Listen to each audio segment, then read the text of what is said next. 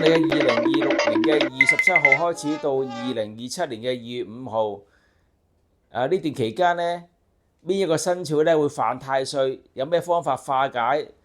下一個生肖屬兔，破太歲，小心官非是是非非咧又多，仲係會破財添㗎。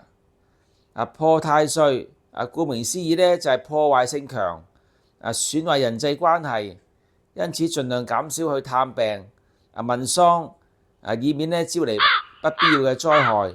同埋咧建議咧保持靈活性，避免同人爭執，保持心裏邊內心穩定嘅局面，一定會拖低運程，影響自己心情。以上生肖你哋有冇份啊？如果有嘅話咧，攝下太歲啦，佩戴啲吉祥嘅飾物或者係五帝錢擋煞啦。同時建議咧多做善事，鎮屍醫藥，唔好做啲高危性嘅運動農曆正月15前完成呢個攝太歲過程，過呢個丙午嘅馬年。建議攝太歲日子咧係立春後新曆2月4號，農曆正月15前完成呢個攝太歲過程。